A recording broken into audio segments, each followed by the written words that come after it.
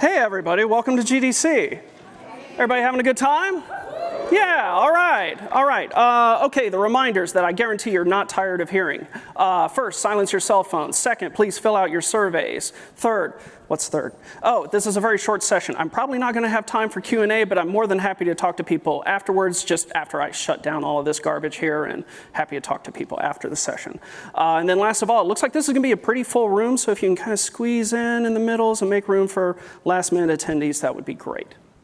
All right, introductions. My name is Keith Self-Ballard. I'm a principal artist in cinematics at Volition. And yes, that means an artist is on stage at the producer bootcamp. These are the end times. These are what we were warned about. You're like, man, artist on the producer bootcamp stage? He doesn't even know how long his talk is. Sure I do. I've got 30 minutes. I'm an artist. It's going to take 40 minutes to go through, so buckle up. But yeah, the optics are a little weird, right? I'm an artist in the producer bootcamp telling you what to do, telling you to fix your broken meetings. But here's the thing is, actually I'm just a developer. I'm a developer like the rest of you. I have a certain specialized set of skills, but I'm a developer. And we all have meetings, so let's fix our broken meetings, because we all have to go to meetings. We all attend meetings. We all kind of create meetings. But you may yet be wondering why I'm giving this talk. So let me start with why.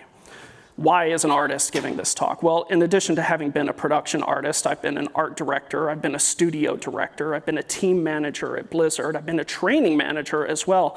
I have organized a lot of meetings over the course of a 20-year career, and not all of them terribly well. I haven't killed anybody yet, but I've certainly had a lot of very interesting experiences in meetings. Some of them are, you know, showing up for a meeting where there's no description in the meeting invite of what it is, but the topics is like some big broad topic of like E3 demo plan or milestone review, but I got invited, so I show up anyway. Or sometimes you're sitting there in that meeting for like 10 or 15 minutes and you're like, I don't know why I'm here.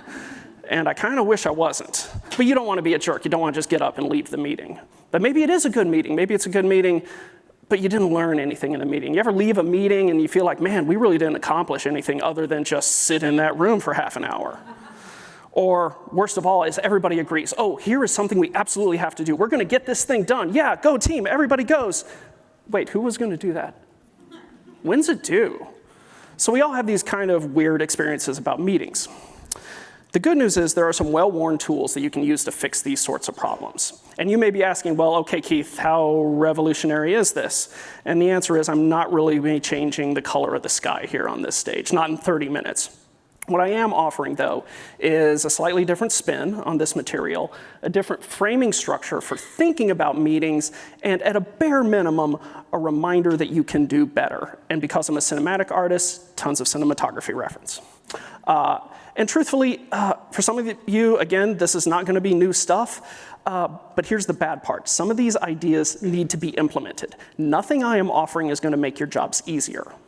Quite the opposite. A lot of the stuff I'm suggesting is going to make the jobs of planning and organizing meetings a lot more difficult. As the saying goes, with great power comes great responsibility. So buckle up, danger, there are expectations ahead.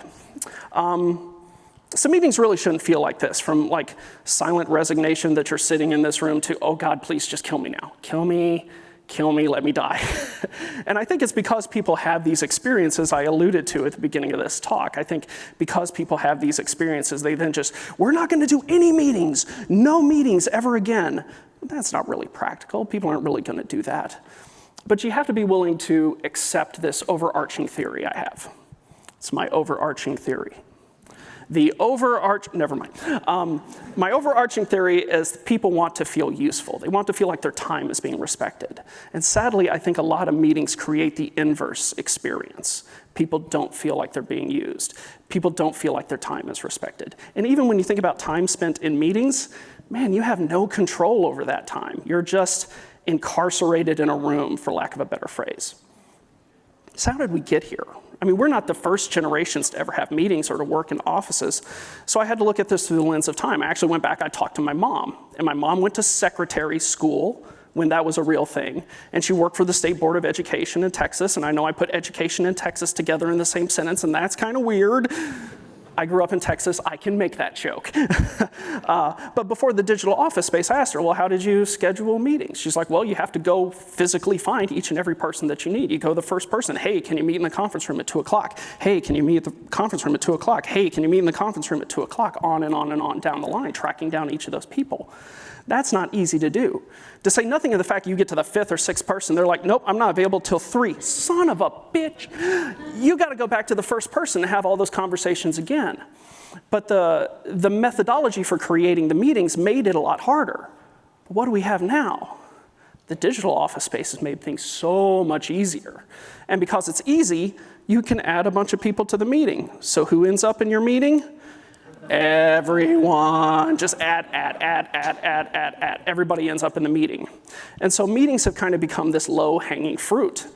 And we need to address this fact that because meetings are so easy to create, we kind of default to meetings. I've been a manager. I've had to pick up production level responsibilities. I've tried to be like producers at times. And sometimes things get stuck in development. And you get this false sense of accomplishment. I think we fall prey to it, that false sense of accomplishment of I've done something by scheduling a meeting. But meetings are only one of the ways in which we interact with each other in an office space. Obviously, there's IM, there's email, there's dialogue. Oh, and I should clarify, by dialogue, I mean that ad hoc conversations, hallway chats, showing up at somebody's desk, having a quick conversation in that way. So you have to actually analyze, is meeting the correct solution to the problem you're facing? And there's a lot of different metrics on which you could analyze this, from, the attendee size. Emails can reach your whole company if you're a large organization, but IM is frequently between 2 individuals, sometimes 3. You have to think about the complexity of the content itself. If it's super simple, IM works. If you just need to broadcast a lot of information, email works. If it's really complex, you need to have more back and forth. You need to think about your spatial considerations. How do we get a group of people and talk about this? You don't want the whole company showing up at Trevor's desk. Then there's response time. Like sometimes it can take a day to get an email response. IM is near instantaneous, and then dialogue or meetings, well, that's just real-time conversation. And above all of these things, you have to think about focus, right? Flow, that need of developers to solve hard problems. And it takes time for them to get in flow mode. If you're scheduling a meeting, you're saying this meeting is more important than your focus or flow. But let's say you've gone through all that analysis and you've determined, yes, a meeting is absolutely the right way to deal with this. So what are the components of a meeting? Or more importantly, what are the components of a meeting invite? Anybody who took a journalism class will know. It's the 5 W's, right? It's who, what, when, where, and why. These are all the components of a meeting. Except, I really think why is the most critical one. It shouldn't be treated as separate. It should be treated as the penultimate one. So for the rest of this presentation, I want to look at the other 4 and just physically stamp why over each of them so that we're thinking about why we're doing each of these things when we're putting a meeting together. Starting with who and why. It'd be great to put the whole team together. Get the whole team together, it'd be great. But that's not how you operate, right? If you need a meeting, you need people with certain skills, certain abilities. And in games, hey, man, I need a healer, I need a tank. And we don't have very many healers or tanks in our meeting rooms. People would probably enjoy meetings if there were healers and tanks in them. So we have to figure out, okay, well, what are the proper roles? And these are the roles as they were taught to me by a really talented producer at Blizzard, starting with the meeting organizer. The meeting organizer is simple. They are responsible for scheduling the meeting, booking the room, and then the penultimate responsibility is making sure that every person who attends that meeting knows what their role is in advance. Next is the meeting manager. The meeting manager is the person in the room. They make sure the meeting starts on time, they make sure the meeting ends on time, they make sure it stays on topic, and they police any tangents or needed follow-up meetings. They bring that stuff to a close. Now, you may be wondering if those 2 people need to be different people. No, they don't have to be. They can actually be the same person. But you should recognize that they are different roles with different responsibilities. Next is the meeting leader. The leader simply leads the meeting. They run the meeting. More often than not, they are also the meeting organizer or the meeting manager, but ultimately they are the individual who are leading the discussion, framing the topic, setting the meeting's purpose. Next is an optional one, it's the decider. If you need a decision made or a course of action charted, the decider is the person or the individuals who are tasked with making that hard decision. And then next are the informers. The informers are people who have valid input or opinions or feedback that you need to collect. And what I like about all of these roles is all of these are active roles. All of these people have something to do. Now, have I forgotten anybody? What about observers? Should you have observers in a meeting? Generally, I say no. Generally, I don't think it's really very helpful to have observers sitting in a meeting. But there's a really big meta exception to that that's happening right now here at GDC. You're all observers. So there are exceptions to it, but generally, if you're trying to organize the type of meeting we face day to day in our work, you don't have observers. And that's the new expectation. That's really the only expectation that we're setting for WHO, is to know what the roles are. And this responsibility falls primarily on your organizer. They need to consider and communicate the role of each attendee, why they are there. And the bonus benefit is being very clear about who's in the meeting and why they're in the meeting kind of curbs that tendency in studios to people just forwarding meeting invites to random people that they think might be needed in a meeting. And another bonus benefit is people get better at asking why they can attend meeting. Sometimes it's hard. Sometimes it's hard to ask questions. But I think if you as managers and producers can make it safe for people to ask, how do I need to prepare for this meeting? Then people will know what their role is when they show up. Because some people just need prep time. All right, that's who and why. Let's talk about when and why. When is deceptively simple, right? We need to find when the people are available and when the room is available, and we're done, right? Because we don't want to show up and have this experience. But remember what I was saying about prep time? It can't just be the first time slot that everybody's available. People might need to think about things in advance and come prepared to talk about things. There's another really critical one, which we talk about sometimes, called the difference between something being urgent and something being important. Now, I can't remember where exactly I got that screenshot, but whatever's being done on the computer, I'm sure that was urgent, but it is not the most important thing happening on that screen at the time. And we need to approach meetings in the same way. It might be urgent to have a meeting about something, but is it really the most important thing that those people could be doing at that time? And we really need to talk about the time component. How long are all of your meetings? I can tell you without even you having to answer. They're half hour, or hour long, or hour and a half, or 2 hours, and everybody ends up with a calendar that looks like this. And this is a snip of a calendar I had when I was an art director on Agents of Mayhem. Let me ask you a question. How am I supposed to make it from that meeting that ended at 1:30 to the next meeting that started at 1:30? Teleportation? Astral projection? No, of course, I'm going to be late. I'm going to be late. And then all the people who are waiting on me are going to be sitting around waiting for me to show up. And then that meeting's going to run long because it needed 30 minutes. And then all those people are going to be late. And then this bullshit just snowplows further and further throughout your whole day. This is the problem. Meeting stacking is terribly inefficient. You don't want that. Also, you're showing no respect for how people live their lives. People need breaks. People don't like spending their whole day in meeting rooms. Get a drink. Get a snack, have a smoke, go to the bathroom. Shave 10 minutes off of every meeting and you can fix this. You got a half-hour meeting, book only 20 minutes. Got an hour meeting, book only 50 minutes. Start creating openings within your schedule. Show respect for other people's time. It's a more difficult thing to do, but man, it can have huge impact. And again, that's up to the organizer to fix.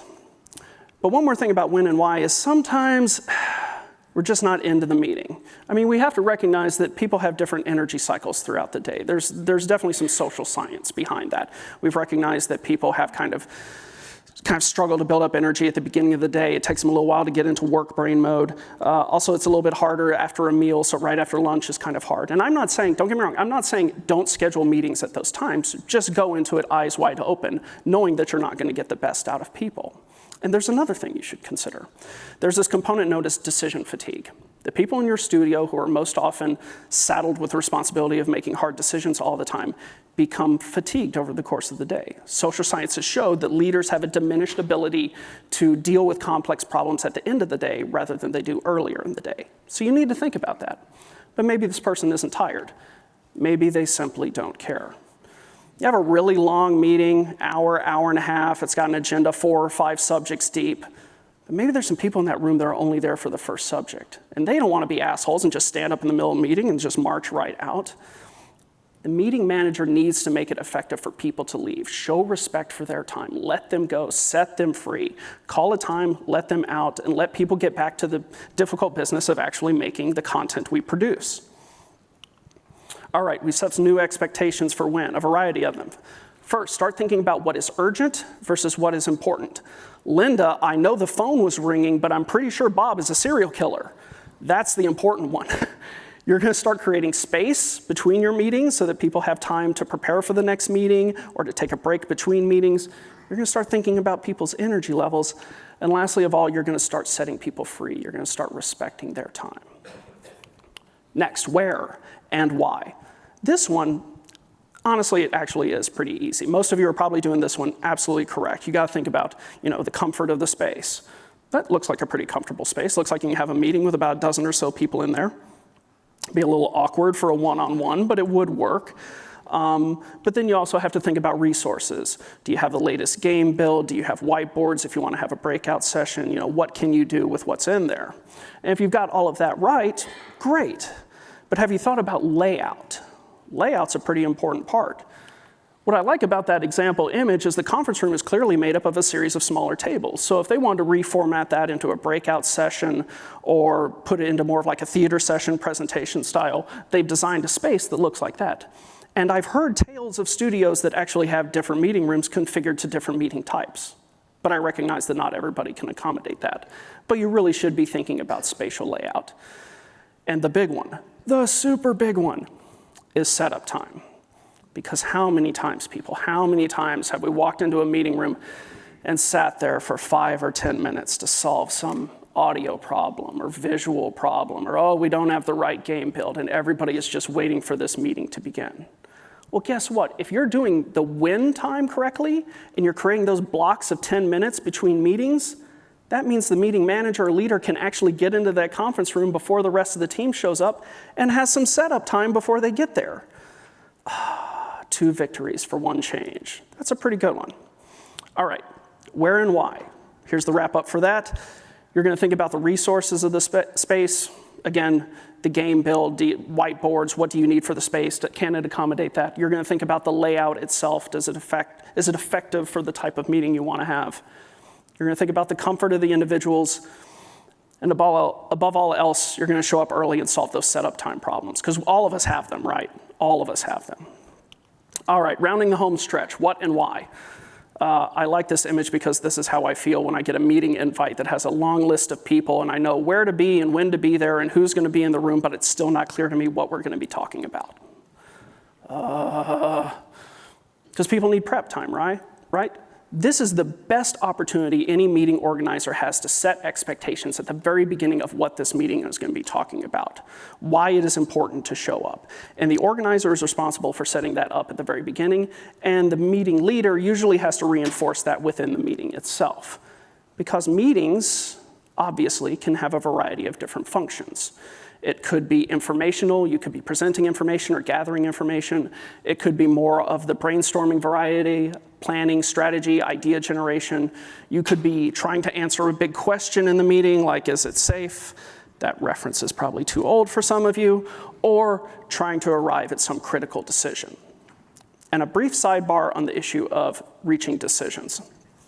Decisions can often be a particular pain point in meetings, because there are multiple ways we can reach a decision, right?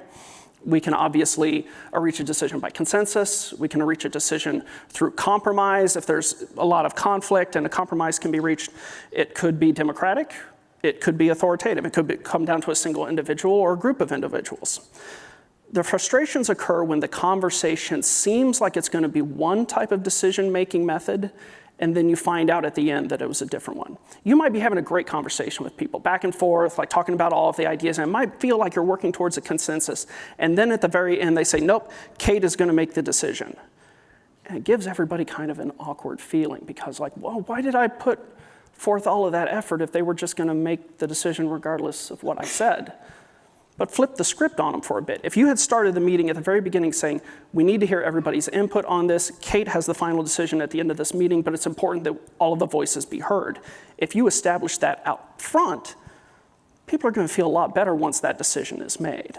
Again, a simple change that can have a huge impact on the morale of your team. What and why, the roundup. Again, provide as much context as possible in your meeting invite. Exposition in film suck, doesn't in an email. Put as much information as you possibly can. Next, think about what the function of the meeting is, and be very clear about how you're going to arrive at your decision. But we're not quite done with what. We've got one more thing we need to talk about, which is the now what. Because remember, one of my examples was walking out of a meeting and not being clear with what was accomplished or who's going to do what. This is your opportunity to what I call close the loop. Close the loop, reinforce the purpose and the results of the meeting. You need an email synopsis that goes out to everybody who attended. It's the results, it's the list of answers that were arrived at, it's the list of decisions that were made. If there were action items, who is responsible for them? What is their deadline to get these things done? If a follow-up meeting was identified within the course of that, make a note that there will be a follow-up meeting about that. And one of the best benefits is this kind of helps resolve the issue of having observers in meetings. If you're crafting this email anyway, you can broadcast that out to a much larger audience without having taken up their time in that meeting space. So I covered a lot in here, a lot of ideas, and I'm sorry, I was blasting it at you. It's like a 30-minute talk. But these were kind of the big ones, the one I really hope you kind of take home with you. The first one being meetings is only one of the ways in which we interact with each other. If there are better ways to interact, encourage people to interact in those ways. Don't just default to meetings because they're the easy thing to create. Next, really invest some time thinking about why you have people in meetings. Not just for coverage, but to fulfill specific responsibilities. Next, you're going to think about people's calendars, and you're going to shave that 10 minutes off a meeting. I tell you what, if you've got a meeting, it's only 20 minutes, you're going to stay really freaking focused for the whole time that you're in there. You're going to table any side chatter real quick and keep people on topic. Next, close the loop. Make sure people feel like the meeting actually ended. Don't let it just like fizzle out. Don't let it just die. Make it feel like it resulted in something tangible to everybody. And if nothing else, start with why. Always ask yourself, why am I doing the thing I'm doing? How can I do it better? Again, I put a lot of expectations up here in front of you. I hope some of this resonated with you. Again, we've set some new expectations here, but again, with great power comes great responsibility. Thanks for coming to this talk. Thanks. And if you like some of these topics, these are books and resources that I found useful over the course of my career that kind of helped me develop some of these thought processes as well.